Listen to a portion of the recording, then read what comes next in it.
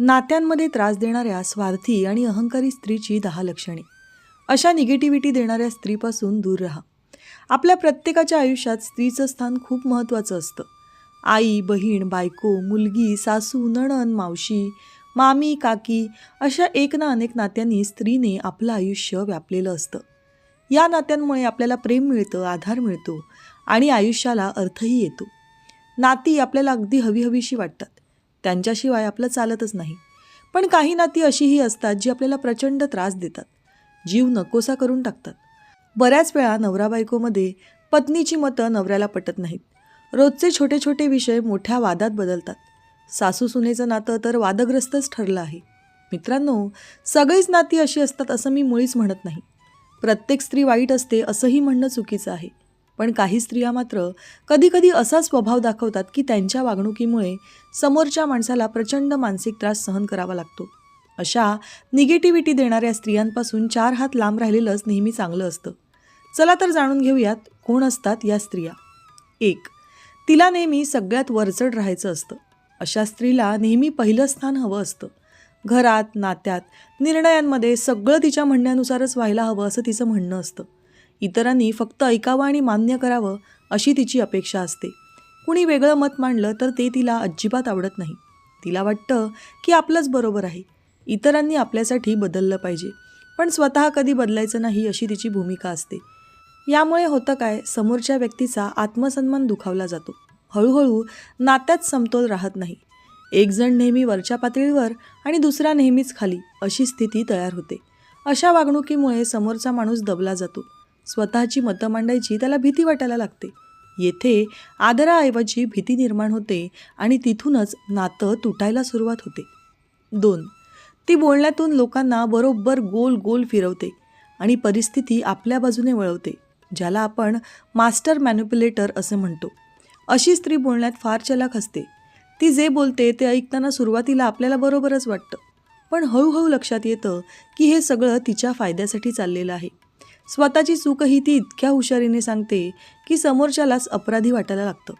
एकाच गोष्टीचे वेगवेगळे अर्थ ती वेगवेगळ्या लोकांना सांगते. त्यामुळे लोकांमध्ये गैरसमज निर्माण होतात. नात्यात पारदर्शकता राहत नाही. एकमेकांवरचा विश्वास ढासळायला लागतो. समोरचा माणूस सतत गोंधळात राहतो. आपण खरंच चुकतोय का अशी शंका सतत मनात येते. स्वतःवरचा विश्वास कमी होतो. बोलताना 10 वेळा विचार करावा लागतो. काही बोललं की त्याचा उलटा अर्थ लावला जाईल अशी भीती वाटते. अशा वातावरणात नातं तणावपूर्ण राहतं. मोकळेपणा संपतो. मनावर सतत ओझं राहतं. 3. तिला समोरच्याच्या भावना समजून घ्यायची सवयच नसते. तिच्यात सहानुभूतीचा अभाव असतो. तुम्ही दुखावलेले असाल, त्रासात असाल तरी तिला त्याचं फारसं काही वाटत नाही. तुमचं दुःख तिला किरकोळ वाटतं, पण तिच्या आयुष्यात काही झालं की सगळ्यांनी तिला समजून घ्यायलाच हवं अशी तिची अपेक्षा असते. तुमच्या मनातल्या भावना तुम्ही सांगितल्या तरी ती तितक्या सिरियसली घेत नाही. कधी दुर्लक्ष करते तर कधी विषय बदलते. त्यामुळे मनातलं तिला बोलून दाखवावंसंही वाटत नाही. नातं असूनही एकटेपणा जाणवतो. कोणी समजून घेणारं नाही अशी भावना तयार होते.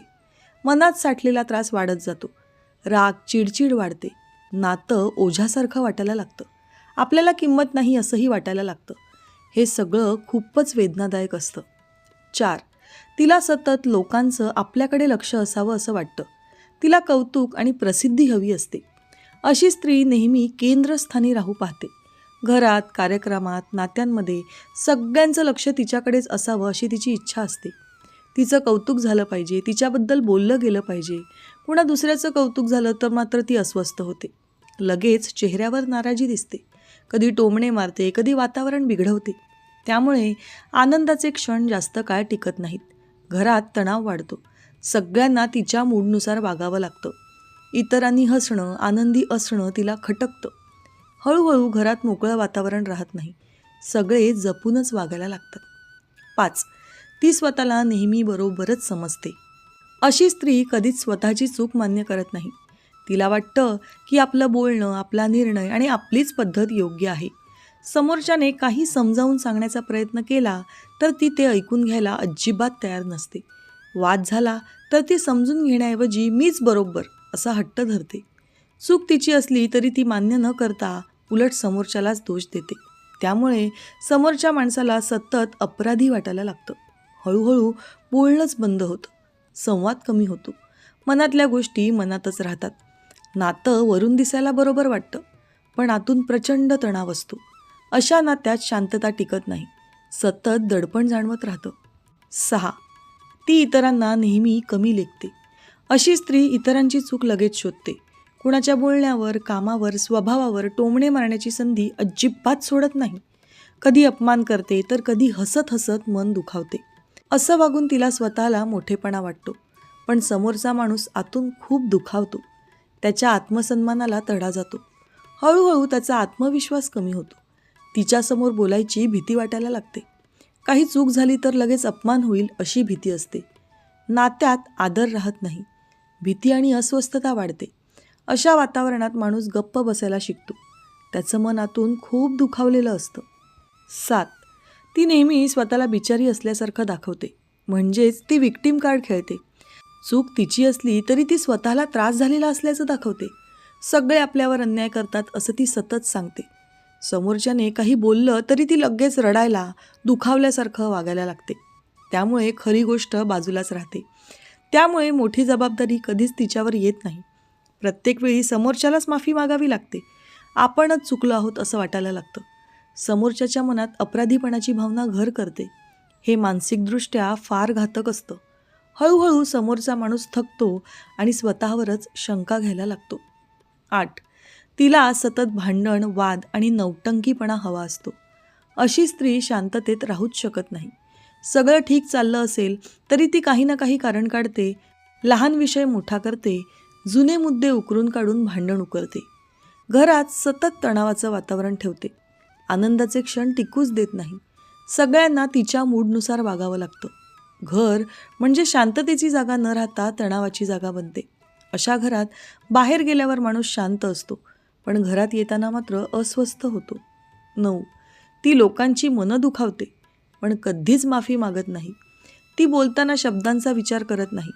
तिच्या बोलण्यामुळे समोरच्याचं मन किती दुखावलं आहे याची तिला पर्वाच नसते. नातं दुखावलं गेलं तरी ती माफी मागत नाही.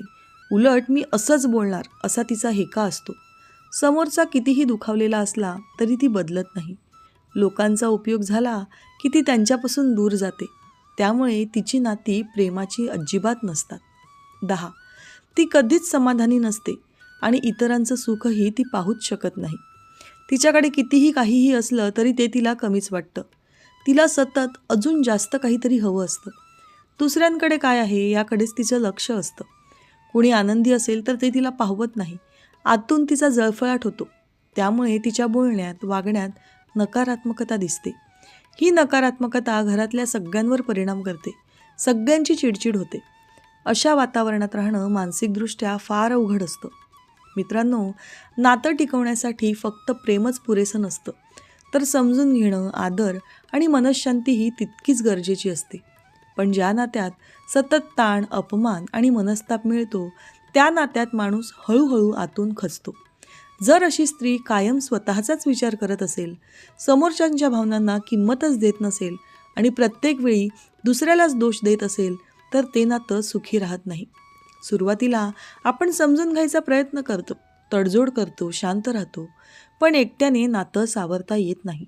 सतत दुर्लक्ष, अपमान आणि मानसिक दबाव सहन करत राहिलं की आपला आत्मसन्मान दुखावतो, मन शांत राहत नाही आणि जीवनातली सकारात्मकता कमी होते.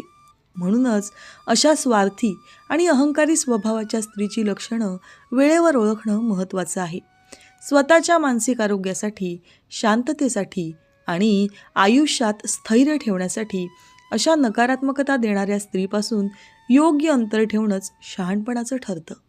मित्रांनो, दररोज विविध सकारात्मक विचारांसह आपण भेटत असतो. तुमचे जीवनही असेच सकारात्मक विचारांनी भरून जावो. तुमच्या मनातील सर्व चांगल्या इच्छा आकांक्षा पूर्ण होत.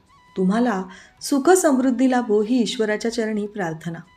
मित्रांनो, आजचे विचार जर तुम्हाला आवडले असतील आणि ते पटलेही असतील तर कृपया व्हिडिओला लाईक आणि चॅनलला सबस्क्राईब करायला विसरू नका. उद्या पुन्हा भेटूया नवीन विचारांसह. तोपर्यंत धन्यवाद.